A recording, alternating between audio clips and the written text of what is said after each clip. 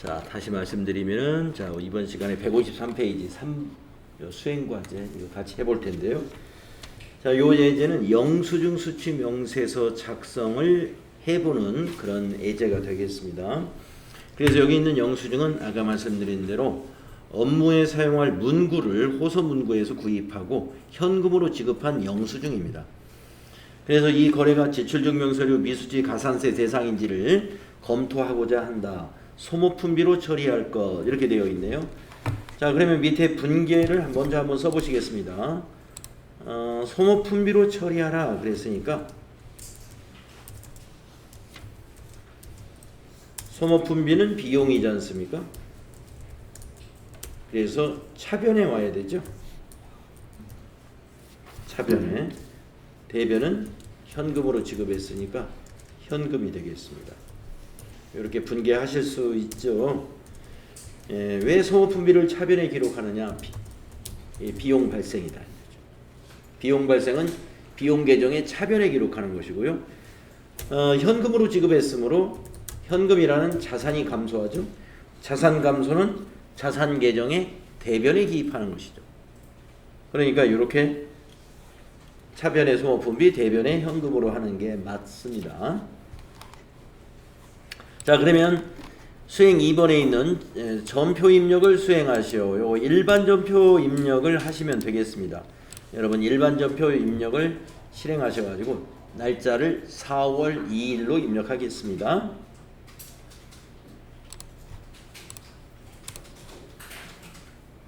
자, 일반 전표 입력의 날짜를 4월 2일로 바꿔주시고 출금 전표 구분해서 1번 하도록 하고요. 비용 발생 소모품비를 검색을 하시면은 판매 관리비 소모품비로 해야 되죠. 그래서 830번 코드를 선택하셔야 됩니다. 거래처는 혹시 코드에 호소라고 입력을 하셔가지고 호소 문구가 코드 등록이 되어 있는지 확인해 봤더니 없습니다. 그래서 그 뒤에다가 호소 문구를 써주시면 되겠습니다. 코드 등록까지는 할 필요 없고요. 비용이니까. 자, 적요에서는 적당한 적요가 없으니까 여기다가 텍스트로 입력하겠습니다. 문구류 구입 또는 거기 품목에 있는 화일 구입 이렇게 하셔도 상관이 없고요. 차변에 6만원 입력하시면 되겠죠. 6만원 이렇게 입력하시고 엔터 하시면은 밑에 분계 내용 보입니다. 차변에 소모품비 6만원, 대변에 현금 6만원. 네, 이 거래입니다. 자, 그런데 이 영수증 수취명세서 1과 2 서식을 작성하시오. 이렇게 여러분 시험에서도 이렇게 주문을 할 수가 있습니다. 영수증 수취명세서 1과 2 서식이라는 게 있는데 2번 탭에다 입력해가지고 1번 탭으로 가가지고는 조회만 해보시는 거거든요. 어디로 가시느냐 하면은 전체 메뉴를 나가보시면 회계단추를 누르거나 여기 전체 메뉴 눌러보시면은 오른쪽에 결산 재무제표라는 박스 있지 않습니까? 거기 밑에 보시면은 영수증 수취명세서라고 있어요. 네, 있으시죠? 클릭하시고요. 지금 2번 탭을 우리가 지금 들어와 있는 거고 그 옆에 보시면 1번 탭이 여기 있죠. 영수증 수취명세서 1번. 그래서 입력은 2번에다 하고요. 1번으로 가서 집계를 확인하시면 되겠습니다. 자, 한번 작성을 해 보겠습니다. 거래 일자는 그 영수증에 있는 날짜예요. 20220402. 상호는 호소문구를 상호로 입력하는 거고요. 호소문구를 상호로 입력하는 거고, 그 다음에 성명은 그 호소문구의 대표자 성명을 말합니다. 그래서 이사랑이 되겠고요. 이사랑. 사업장은 이제 주소를 말하죠. 서울 강서구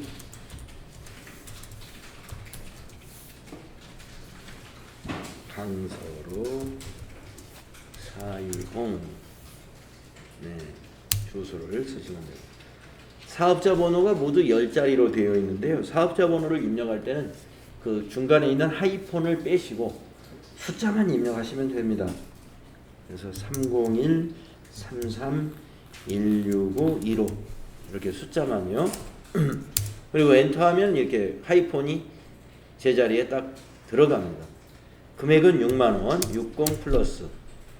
자, 엔터 치면 이제 9분이라는 셀로 가게 되면은 이렇게 코드 번호들이 이렇게 보여요. 15는 읍면지역, 16번 금융보험용역, 17번 비거주자와의 거래, 18번 농어민과 거래, 19번 국가 등과의 거래, 20번 비영리 법인과의 거래. 뭐 예를 들어서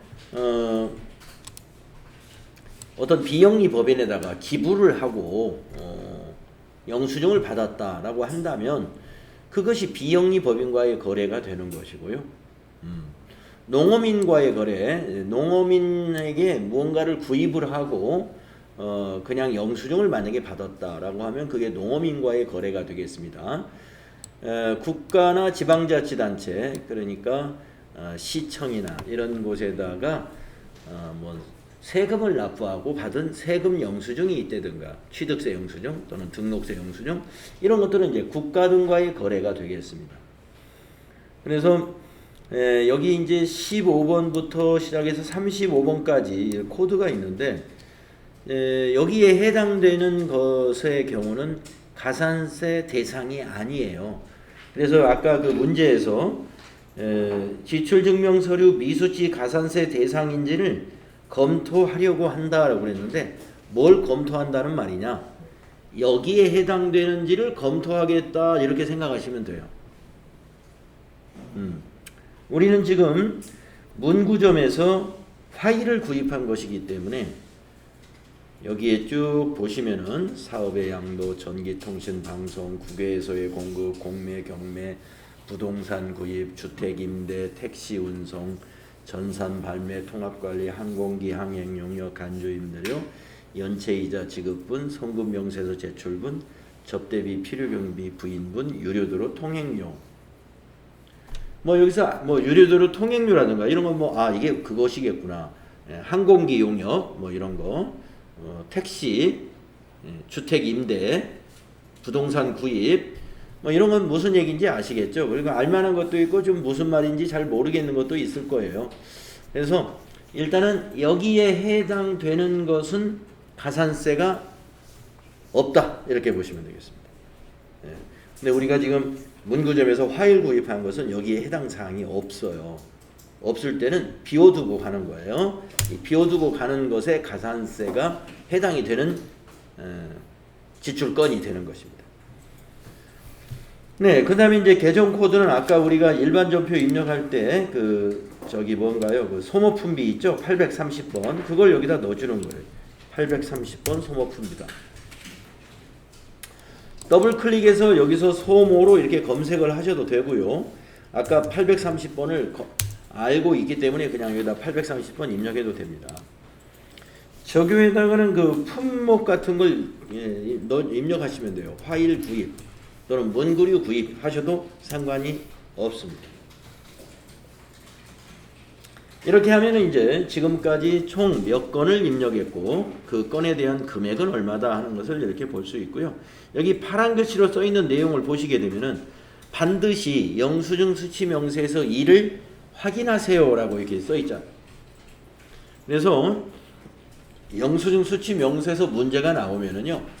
입력은 여기 2에다가 입력을 하지만은 꼭 여기가 이거 확인을 해줘야 됩니다. 그러니까 여기를 마우스로 클릭하셔야 돼요. 영수증 수치 명세에서 1번이라는 탭을 이렇게 클릭하면은 이게 여기에 집계가 됩니다. 총계 한 건에 6만원. 11번에는 명세서 제출 제외. 명세서 제출 제외는 없고 명세서 제출 대상에 지금 한 건에 6만원이죠. 이 제외가 이게 가산세가 없는 거고요. 여기 대상 명세서를 제출해야 된다라고 하는 것이 가산세에 해당되는 내용입니다.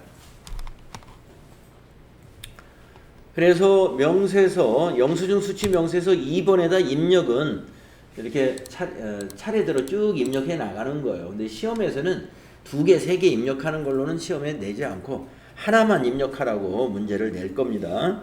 그러면 기존에 있는 거에다가 뭐 3번째 줄에 입력할 수도 있고 지금 우리처럼 맨 첫 번째 건으로 입력이 될 수도 있고 그래요. 뭐 2번째 줄에 입력이 되든 3번째 줄에 입력이 되든 아무튼 입력하라는 건 입력을 하신 다음에 어디로 가시느냐? 영수증 수취 명세서 1번에 가서 꼭 확인하라는 말씀입니다. 그런데 영수증 수취 명세서 1번에 오면은요. 이러한 단추가 위에 만들어져 있어요. 명세서 2 불러오기. 지금은 자동으로 잘 불러왔습니다만은 이게 나중에 여기다 한 건을 추가한다든가 그러면 자동으로 불러와지지 않아요. 그래서 이걸 눌러서 수동으로 불러와야 됩니다. 지금 눌러도 상관없어요. 한번 눌러보십시오. 명세서 2 불러오기를 클릭해 보세요. 예, 그러면 지금 뭐 이미 저 불러져 와 있기 때문에 변하지 않겠습니다만은 앞으로 이제 추가할 때는 이걸 눌러야 여기에 추가가 된다. 네. 그래서 명세서 2 불러오기라는 단추가 여기 있습니다. 네, 앞으로도 이거 연습을 여러 번 할 거니까 우선은 요 정도 여러분이 한번 경험을 해봤고요. 그 다음에 이제 이걸 닫아주는 거예요. 영수증 수취 명세서 이 탭을 닫을 때 경고창이 하나 나와요. 닫아볼까요? 그러면 이렇게 경고창이 나오죠. 작성한 내용을 저장하시겠습니까? 이 말은 이거는 자동으로 저장이 안 된다는 뜻이에요. 닫을 때 저장할 건지 안 할 건지 판단해 가지고 우리가 시험이라면 반드시 저장해야죠. 예. 그래서 여러분이 그냥 연습으로 한번 해봤다 그러면 아니요 해도 돼요. 그래서 작성하시오 그랬어요. 그러면 예 해놔야 되겠죠. 자, 예 해놓을까요? 예. 이렇게 저장을 해두어야 된다. 근데 우리가 일반 전표 같은 건 어떻습니까? 닫으면 아무 말 없이 닫히죠. 이렇게 아무 말 없이 닫히는 이러한 화면들, 이런 메뉴들은 자동 저장이 되기 때문에 저장하겠느냐를 안 물어보는 거예요. 닫을 때요.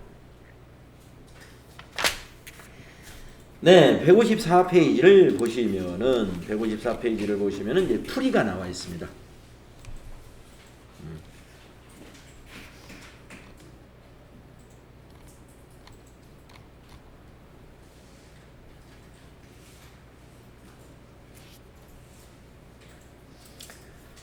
그래서 이제 154페이지 하단에 보면 수행 팁이라는 게 나와 있는데 시험에서 우리가 3만원 초과 거래에 대하여 정규증명서류 외에 일반 영수증을 받게 되면은 영수증 수취명세서를 작성하시오 이렇게 지시를 할 거예요. 그러면 지금처럼 이렇게 작성하시면 돼요.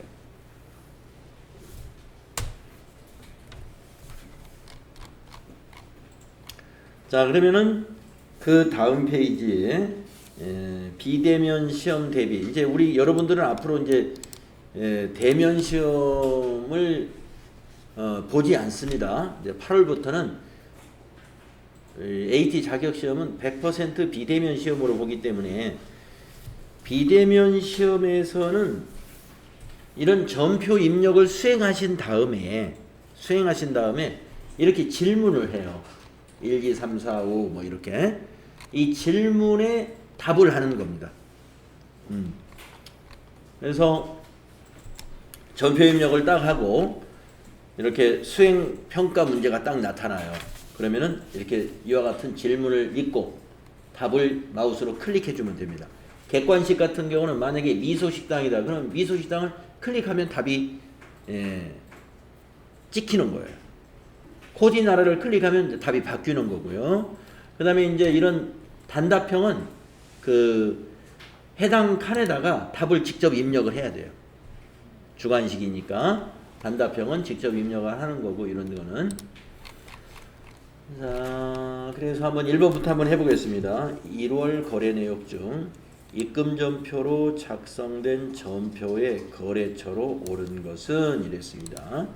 자, 우리가 1월 달에 입금전표, 출금전표 이렇게 써봤는데 한번 1월 거래를 조회해 보겠습니다. 1월 거래를 조회할 때는 여기 여러분 있죠? 일반 전표에 여기다가 그냥 1월만 입력하시면 돼요. 그리고 뒤에는 2를 입력하지 않는 거예요. 엔터 칩니다. 예, 그러면 우리가 그동안 입력했던 입금전표, 출금, 차변, 대변 이런 전표가 있을 거예요. 우리가 입금전표 연습한 게 하나밖에 없네요.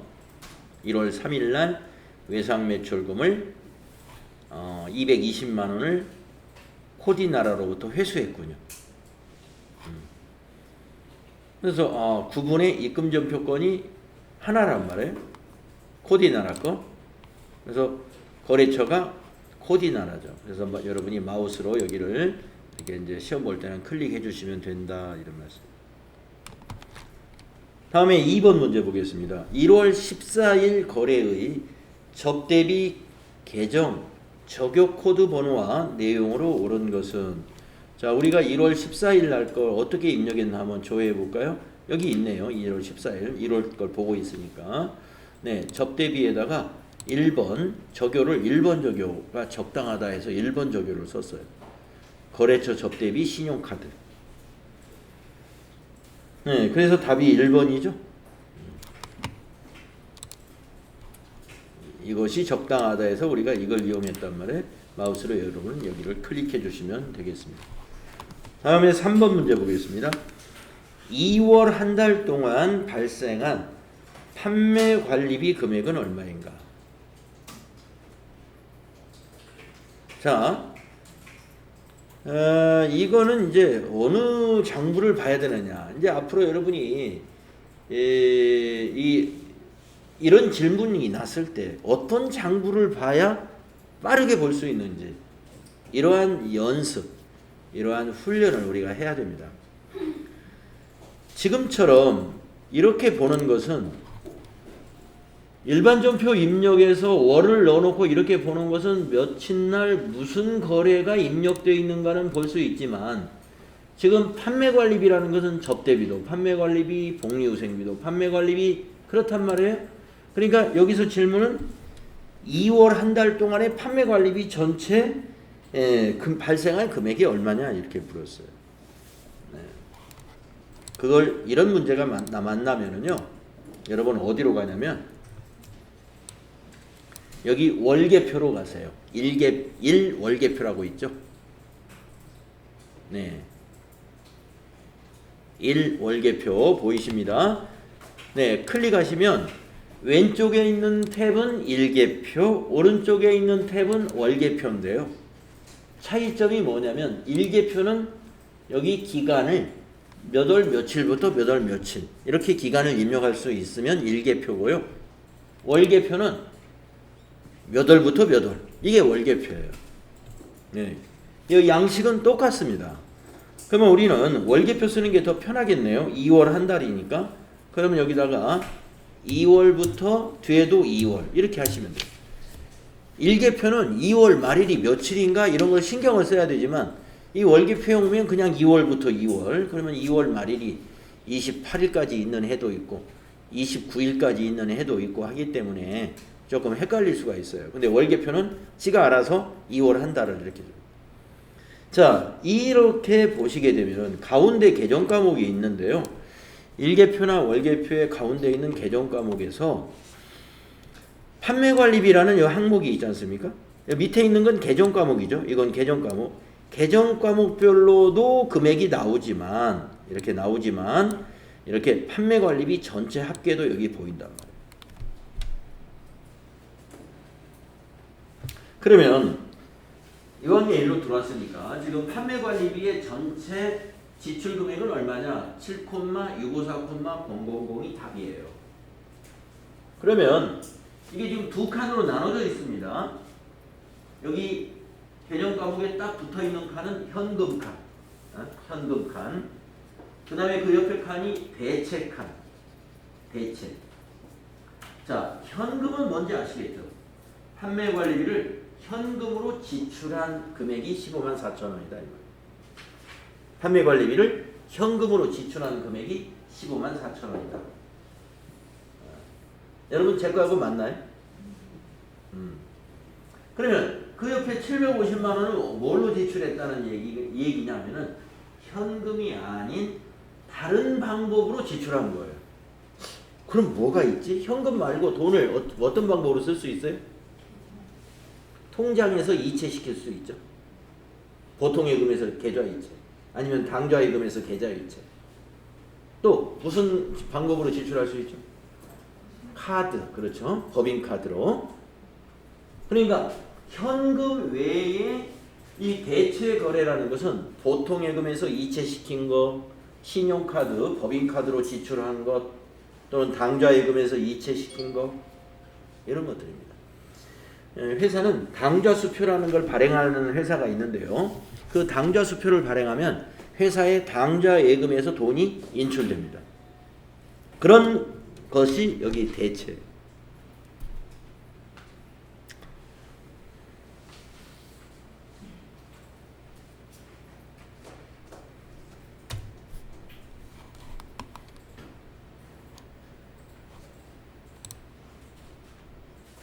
그렇게 보시면 되겠습니다. 그래서 거기에다가는 3번에다가 답을 이걸 쓰시는 거예요.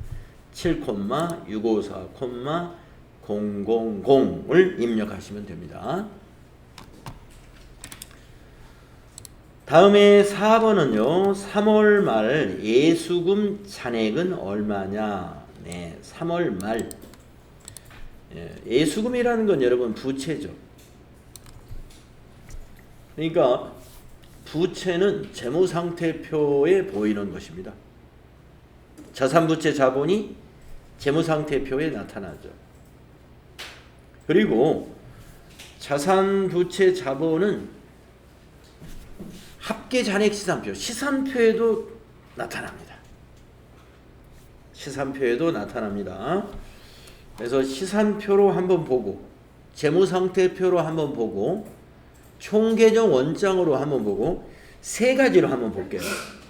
네, 예수금의 3월 말 잔액을 볼 수 있는 장부는 굉장히 많은데 저 같으면 지금 세 가지가 떠올랐어요.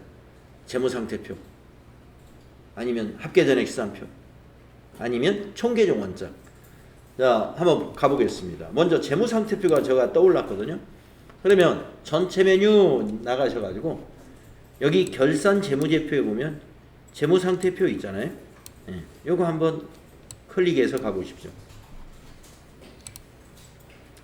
그래가지고 여기를 3월로 입력해 보세요. 3월 말이니까.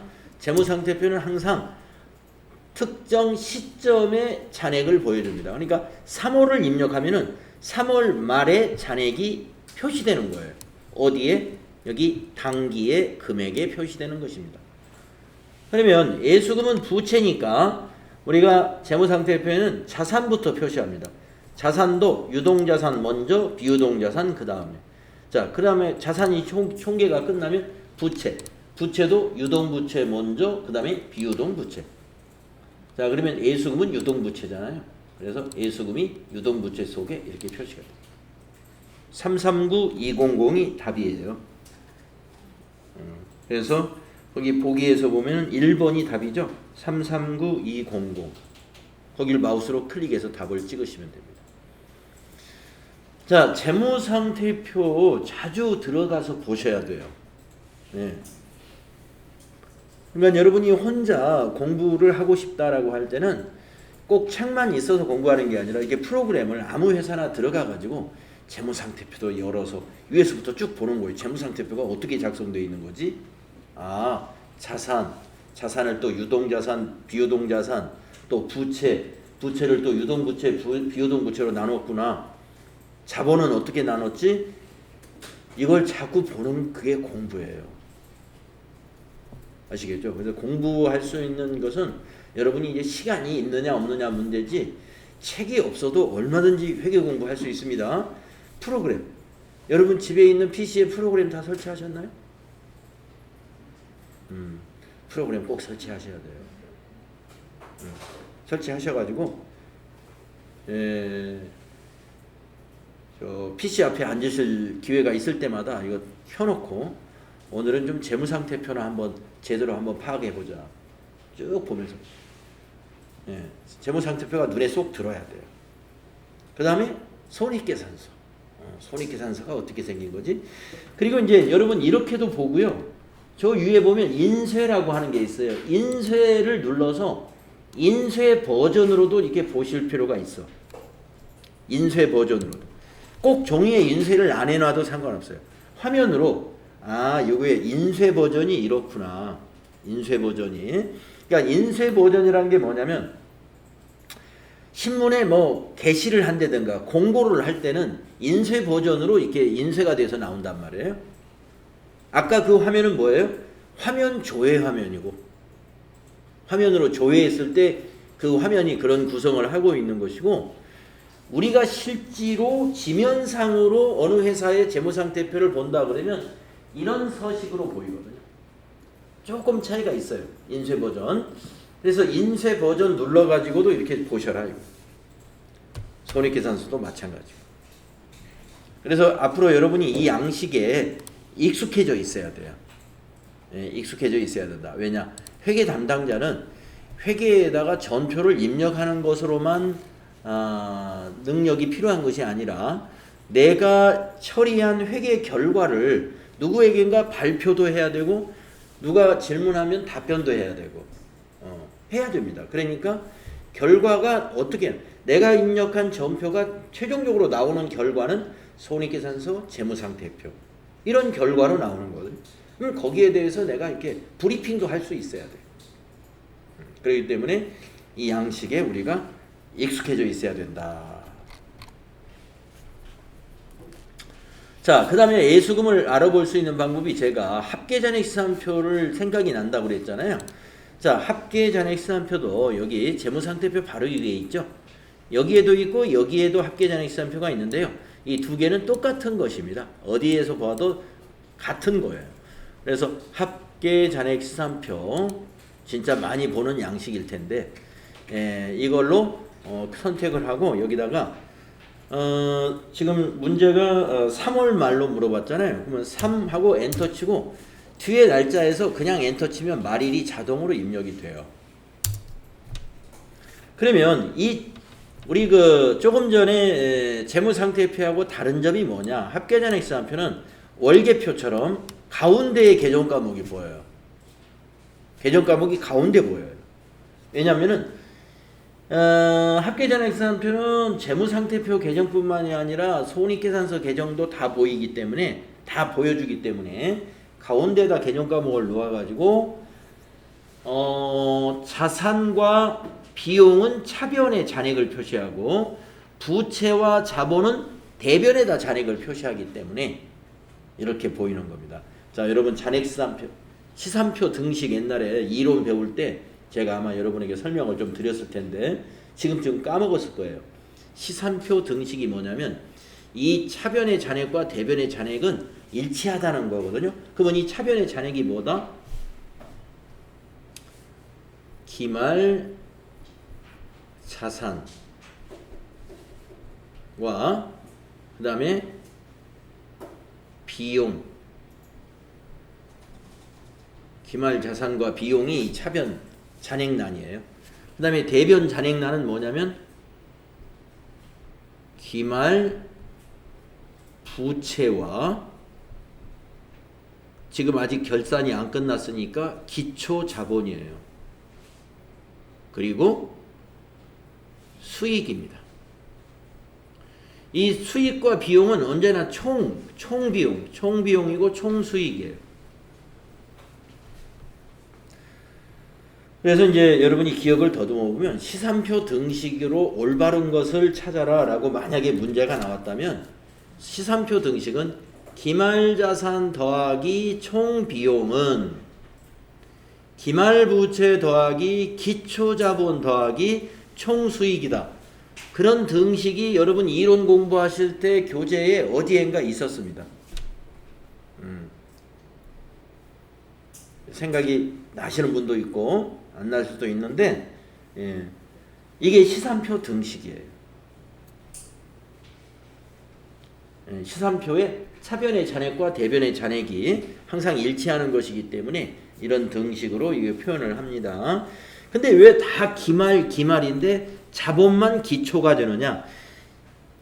자본은 결산 정리가 끝나야 자본이 확정이 돼요. 기말 자본이. 아직은 기초 자본이에요. 아직은. 그래서 기초 자본이라고 하는 겁니다. 자, 지금은 이제 3월 31일로 보기 때문에 기말은 아니에요. 3월 31일 현재입니다. 그러면 이것도 보는 순서가 똑같아요.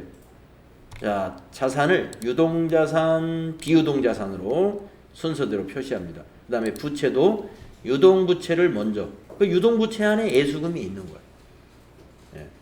그래서 부채의 잔액은 대변에 생기는 거잖아요. 증가하는 쪽에 항상 잔액이 생깁니다. 예. 여러분, 자산은 차변에서 증가하죠. 그러니까 잔액이 차변에 생깁니다. 부채는 대변에서 증가하죠. 그래서 잔액이 대변에 생기는 것이다. 자본도 어떻습니까? 자본도 대변에서 증가하죠. 그래서 내려가 보면 자본도 대변에 이렇게 잔액이 생기는 거죠. 비용은 차변에서 발생하죠. 그러니까 잔액이 차변에 보여지는 것이고요. 지금 아직 우리가 수익을 하나도 입력을 안 했기 때문에 수익은 지금 나타난 개정 과목이 없습니다. 네, 합계잔액수산표에 지금 예수금의 잔액 보시면은 339200 보이잖아요. 합계를 보시면 안 돼요. 합계의 의미는 이게 그러면 이 잔액이 어떻게 구해지느냐? 이 잔액은 차변의 합계에서 대변의 합계를 뺀 거예요. 이 두 개를 빼가지고 여기다가 잔액을 많은 쪽에다 잔액을 기록하죠. 회계의 순환과정 여러분하고 그 이론 강의할 때 합계잔액시산표를 간단하게 한번 만들어 본 적이 있어요. 차변합계, 대변합계 쫙 써가지고 많은 쪽에다 잔액을 표시했죠. 지금도 그렇잖아요. 자, 예수금 대변의 합계 838250, 차변의 합계 499050. 어디가 많아요? 대변의 합계가 많죠. 그 차액을 계산해가지고 대변 잔액에다가 잔액을 기록하지 않습니까? 이게 합계잔액시산표를 작성하는 방법이에요. 그러니까 이제 과거로 갈 필요까지는 없는데 우리가 과거에는 이러한 합계잔액시산표 이런 것을 컴퓨터가 만들어주는 게 아니고 우리 사람이 직접 만들었어요. 전표도 손으로 직접 썼고 장부도 직접 원장에다가 총계정 원장에다 직접 옮겨 적었고 그 원장을 다 옮기면 이게 합계잔액시산표예요. 이런 것들을 우리가 직접 내 손으로 회계 실무자가 직접 했기 때문에 내가 작성한 거니까 이게 눈에 그냥 쑥 들어옵니다. 예. 뭐 한번 물어보면 네 그거요. 내가 금방 가서 찾아요. 그런데 지금의 상황은 어떻습니까? 여러분 지금 일반 전표 입력만 연습을 딱 했단 말이에요. 전표 입력만 했지 그 결과가 어떻게 쌓여나가는지를 잘 모른다. 그것이 지금 155페이지에서 질문을 하는 이유가 이 장부를 여러분이 만들었다고 생각하고 자꾸 봐야 된다 이런 얘기입니다. 자, 그 다음에 이제 5번 문제로 가보겠습니다. 3만원 초과 지출에 대한 영수증 수취 명세서의 12번 명세서 제출 대상 금액은 얼마인가? 아까 금방 입력했기 때문에 아마 여러분 그냥 얼마예요? 안 봐도 기억이 나죠? 6만원짜리 전표 입력했었죠? 예. 그래서 시험 볼 때 꼭 이거 찾아서 입력 안 해도 돼요. 이렇게 금방 입력한 것이 문제가 딱 나왔네? 6만원짜리 입력한 게 생각이 나. 그러면 그거 찾지도 말고 여기다 그냥 6만원 입력하면 돼요. 그런데 한참 지나면 까먹죠? 그게 6만원짜리였는지 8만원짜리였는지 기억이 안 나면 다 찾아봐야 됩니다. 한번 찾아볼까요? 기억이 안 나. 그러면 영수증 수취명세서 갑니다. 예, 갔더니 여기 12번에 명세서 제출 대상을 물어봤어요. 영수증 수취명세서 1번에 가야 돼요. 1번에 가야 여기 12번에 명세서 제출 대상 이걸 물어본 거예요. 이거 이것의 금액이 얼마냐 이렇게 물은 거거든요. 조금 전에 우리가 저장할 때 그걸 이제 보면서 인식하면서 저장을 했기 때문에 6만 원이 생각이 나더라 이겁니다. 그래서 저처럼 여러분이 생각이 나면 그냥 답을 적어도 돼요. 생각이 안 나면 찾아봐야 됩니다. 자, 그래서 계속 여러 가지 형태의 장부를 조회하는 연습이 앞으로 일어날 거고요. 그 다음에 마지막으로 총계정 원장 한번 보겠습니다. 자, 아까 예수금 3월 말 예수금 잔액을 알아보는데 재무상태표를 볼 수도 있고 합계잔액시산표를 볼 수도 있고 그 다음에 마지막으로 총계정 원장도 보기 편하거든요. 자, 총계정 원장 한번 클릭해보세요. 여기 있습니다. 여기 총계정 원장을 볼 때는요, 계정 과목도 신경 쓰지 마시고 그냥 엔터를 쳐가지고 왼쪽에 계정 과목을 그냥 다 꺼내놓고 보면 더 좋아요. 예. 그러면 예수금을 어떻게 찾지? 여기 계정 과목 순서가 어떻게 나오냐면 자산, 부채, 자본, 수익, 비용 그 순서대로 열거가 되어 있어요. 그러면 자산이 먼저 나올 거고 그 다음에 부채 차례란 말이에요. 예, 부채 바로 보이네요. 예. 비품, 자산 건너서 이제 외상매입금부터 부채 시작해가지고 유동부채니까 먼저 나오죠. 예수금 클릭을 하면 오른쪽에 이게 외수금의 월별 금액이에요. 3월 말 잔액이 얼마냐? 여기가 3월이죠. 여기가 차변, 여기는 대변, 여기는 잔액. 그러니까 잔액이 이거죠. 이걸 답으로 기록하면 돼요. 339200 똑같죠?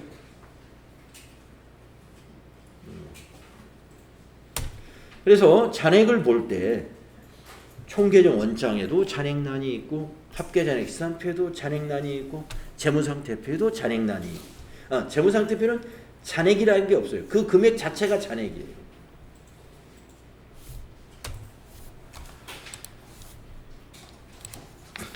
네, 자, 그래서 전표관리 우리 연습을 했고요. 그 다음에 158페이지로 넘어가겠습니다. 자금관리. 네, 자금관리도요. 여러분 이 자금관리도 크게 보면 전표관리예요. 네, 그런데 이것도 이제 전표 입력하는 연습을 할 거란 말이에요. 그런데 이제 조금 그 전표의 내용들이 어떤 내용들이냐면 현금 시제 관리 내용, 또 예금과 관련된 내용, 그 다음에 법인카드하고 관련된 내용, 그리고 어음과 관련된 내용, 이러한 전표를 연습할 거예요. 어음, 법인카드, 예금관리, 그 다음에 현금관리. 그런 거 중심으로 해서 이제 계속하여 전표 입력의 연습이다. 이렇게 보셔도 됩니다. 현금의 시제 관리라는 게 어떤 말인가? 현금의 시제 관리라는 말은요, 현금의 잔액 관리를 말하는 겁니다. 그래서 그 현금이라는 것은 우리가 장부에 있는 금액과 또 실제 금고에 있는 금액이 항상 일치해야 되거든요. 예, 항상 일치해야 되지만 우리가 관리상 어느 순간에 맞지 않을 수도 있어요. 예, 그럴 때 우리는 어떻게 회계 처리하느냐? 여러분 이론 공부할 때 우리가 배운 내용인데요. 한번 보도록 하겠습니다.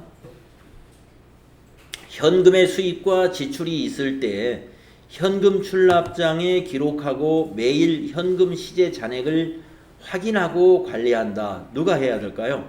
이 현금 시제 관리 담당자가 있죠. 예, 사무실에 누군가는 현금 관리를 누군가 책임지고 하는 사람이 있죠. 예, 그 사람은 현금 출납장에 기록된 잔액하고 실제 현금 잔액이 꼭 일치하도록 관리를 해줘야 돼요. 그렇지만 계산을 잘못했다든가 계산의 오류 아니면 분실이나 도난을 맞았다든가 이런 이유로 현금 시제와 장부가 불일치하는 경우가 있단 말이에요.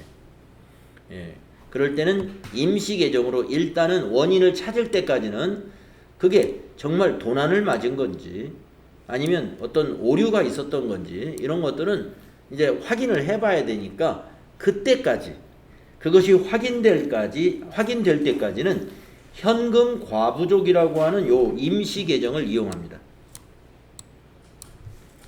그래서 현금 과부족 계정을 사용하고 과부족의 원인이 밝혀지면 해당 계정으로 대체시키고 결산 시까지 만약에 원인이 밝혀지지 않는다면은 부족한 돈은 잡손실로 또 남는 돈은 잡이익으로 대체를 하면 된다.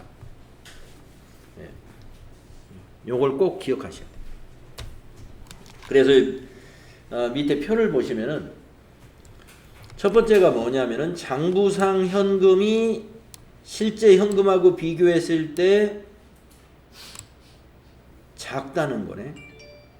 장부상 현금이 작다는 건 뭐냐면 실제 현금이 많다는 거죠. 네. 현금 과잉이라고 하는데 이걸 현금 과잉. 장부보다 현금이 많아요. 그러면은 우리가 그 현금 담당자가 현금 입금을 안 잡았겠죠. 그래서 일단 차변에 현금을 증가시켜야 돼요. 그렇지 않겠습니까? 장부보다 금고에 현금이 많아. 그러면은 내가 이거 뭔가 누가 돈을 입금시켰는데 내가 입금을 빼먹었겠구나 이렇게 판단할 수 있는 거죠. 그래서 일단 차변에 현금 자산 증가시킵니다. 현금 증가시켜야 되고 대변에는 그것이 뭐 외상매출금을 받은 거면 외상매출금이라고 기록하면 되는데 무슨 돈인지를 아직 몰라요. 그래서 임시계정으로 이렇게 쓴다. 현금 과부족. 임시계정. 그래서 나중에 2, 3일 있다가 그게 어느 회사의 거래처에 그 외상매출금을 받은 것이다가 밝혀졌다면은 차변에 현금 과부족 와가지고 이제 현금 과부족을 대변에 적었던 것을 차변에 적으면 어떻게 될까요? 이제 여기 금액을 예를 들어서 여기 10만 원이라고 한다면 10만 원 또 차변에 10만 원을 기록한단 말이에요. 그러면 현금 과부족은 대변에 10만 원 있다가 차변에 10만 원 왔기 때문에 제로가 되는 거예요. 잔액이 없어지는 거예요. 그렇게 정리하고 대변에다가 외상매출금을 받은 것이다. 그러면 대변에 외상매출금 이렇게 기록을 하면 되는 것입니다. 그런데 이 말은 뭐냐면은 12월 31일 결산 시까지 왜 그 돈이 10만 원이 더 많았는지를 밝혀내지 못했다 이거예요. 원인이 안 밝혀졌어요. 그럴 때는 그냥 잡이익으로 잡는다. 잡이익으로 정리하면 된다. 자, 그 밑에 거 보겠습니다. 이번에는 반대의 경우입니다. 실제 현금 잔액이 작다는 뜻이에요. 장부보다. 현금이 부족시라고요. 현금 부족. 자, 현금이 부족하면은 현금이 분명히 나간 거잖아요. 나갔으니까 대변에다 현금을 기록해야 돼요. 현금이 나갔으니까 어떻든 부족한 거니까. 대변에 현금을 잡고 이 무슨 돈이 나갔는지를 몰라요. 그래서 차변에 임시로 현금 과부족이라고 이렇게 임시 개념을 쓴다는 거죠. 그 뒤에 만약에 그것이 직원들의 식대였다. 직원들 식대로 지출했는데 그걸 내가 기록을 못했던 것이 발견됐어요. 그러면은 이 현금 과부족 대변에다가 적고 차변에 복리후생비 이렇게 하면 돼요. 그렇게 하면 정리가 되는 거예요. 그런데 지금 여기 우리 교재에서는 뭐라고 그랬냐면 현금 과부족을 대변에 적으면서 결산 때까지 원인이 안 밝혀졌다. 결산 때까지 원인이 안 밝혀지면 현금 부족한 것은 그냥 잡손실 처리야. 그래서 여기 잡이익, 잡손실 같이 기억하시는데 잡이익은 영업의 수익 계정 과목이고요. 영업의 수익. 잡손실은 영업의 비용 계정 과목입니다. 네, 그래서 현금 과부족이라고 하는 임시 계정 운영하는 방법 여러분 꼭 알아두셔야 됩니다. 현금 과부족이라고 하는 임시 계정을 왜 쓰는지, 또 어떻게 결산 때 어떻게 정리하는지 기억해 주시고요. 자, 현금의 시제를 관리하려면 현금 출납장이 가장 상세히 기록할 수 있는 보조 장부입니다. 그래서 우리가 현금 출납장을 별도로 기입하는 것이 아니라 전표를 입력하면 현금 출납장이 자동으로 만들어져요. 그래서 최대한 상세히 기록하려면은 여러분 전표 입력할 때 저교를 상세히 넣으면 돼요. 저교를 안 넣거나 아니면 너무 간단히 넣으면 현금 출납장에 그 내용도 그대로 반영이 되기 때문에 상세하지 않은 장부가 될 수도 있죠.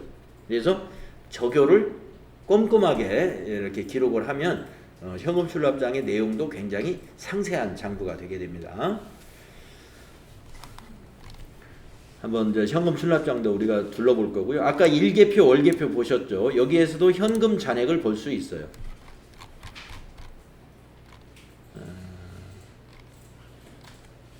그래서 지금 그 다음 페이지는 일개표에서 그 현금 잔액을 보는 그림을 여기서 보여주고 있는데 요거 한번 이 그림을 그대로 한번 우리도 한번 만들어 보겠습니다. 여러분이 그 일개표에 가셔가지고 일개표에 가셔서 여기 날짜를 조회 기간을 1월 1일부터 1월 11일로 요대로 한번 우리도 입력해 봅시다. 일개표, 월개표 들어가신 다음에 일개표에서 1월 1일부터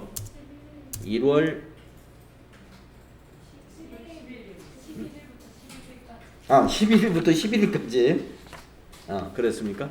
네, 제가 잘못 봤네요. 자, 1월 11일부터 1월 11일로 하루치만이군요. 일개표 하루치입니다. 네, 그렇군요. 자, 여기서 보시면은 거기 책에 이 장부를 보는 그 설명이 나와 있는데요. 이게 설명입니다. 1월 11일 거래는 복리후생비 3만 원을 현금으로 지출하였다라고 해석이 되며 차변에 기록되어 있는 현금란의 3만 원은 현금의 지출을 의미하는 것입니다. 네. 자, 일개표에서 이 차변의 현금을 여러분이 보실 때는요, 이건 지출이다, 이게 지출. 그러면 대변의 현금은 뭘까요? 수입이다, 이거 수입. 그래서 일개표에 보면 밑에 금일잔고, 전일잔고가 있거든요. 그래서 전일 현금이 이게 현금 잔고라는 게 1,500만 원이었는데 여기 3만 원을 지출했잖아요. 그래서 금일 잔고는 1,500에서 3만 원이 빠진 1,497만 원이 되어 있네요. 그러면 이제 이런 생각을 할 수 있어요. 왜냐하면 현금, 우리가 그동안의 현금은 자산이다. 자산은 차변에서 증가한다고 하는데 선생님 왜 차변에서 이게 지출이 됐죠? 왜 지출이라고 그러죠? 증가인데 지금 우리는 현금 계정에 온 게 아니라 복리후생비 계정에 온 거예요. 복리후생비 계정에 온 겁니다. 그러니까 복리후생비의 차변을 보는 거예요. 복리후생비 비용이 3만 원 지출됐다 이렇게 보는 거예요. 그런데 지출 수단이 이거는 수단으로서의 현금이에요. 수단. 현금 계정을 본다고 생각하시면 안 돼. 현금 계정이라고 생각하지 마시고 복리후생비를 보는 거예요. 복리후생비. 복리후생비가 3만 원 지출됐다. 그런데 수단이 뭐다? 현금으로 지출됐다. 이렇게 해석하셔야 돼요.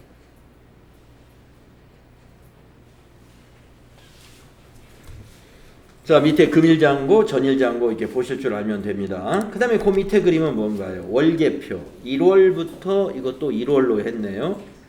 그러면 한번 여러분 월개표도 한번 같이 봅시다. 월개표를 1월부터 1월로 하면 1월 한 달이 다 보이죠. 아까 복리후생비도 여기 보일 겁니다. 그런데 그 외의 것도 보입니다.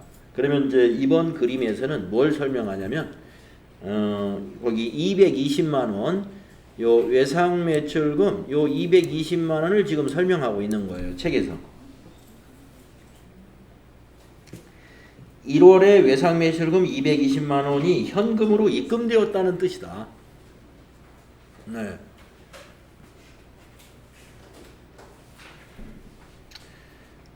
현금으로 입금되었다는 뜻이다. 그래서 전월에 1월달 잔고가 현금이 1280만 원이었는데 220만 원이 입금됐잖아요. 이게 더해지고 그 다음에 복리후생비하고 차량 유지비가 현금으로 나갔어요. 58,000원. 이걸 빼면은 1월 말 현금 잔액은 1,494만 2천원이 되었다라는 얘기가 되겠습니다. 그래서 여기 있는 이 현금이 수입된 거다. 현금 수입. 입금된 거다. 그러니까 여기서 현금 계정을 여러분 생각하지 말라고 그랬죠. 이건 수단이에요. 수단. 결제 수단. 무슨 수단? 외상 매출금의 결제 수단이 현금으로 결제되었다. 이런 얘기입니다. 그래서 현금으로 외상 매출금이 현금으로 결제되었다는 말이 무슨 말이겠어요? 외상 매출금을 현금으로 받았다. 이런 뜻이잖아요. 그래서 수입인 거예요. 그래서 일개표, 월개표 이런 요령으로 우리가 해석하시면 되겠습니다. 자, 좀 쉬는 시간 갖고요. 161페이지부터 다음 시간에 하도록 할게요. 지금 30분인 것 같습니다. 그러면 45분까지 쉬었다 하겠습니다.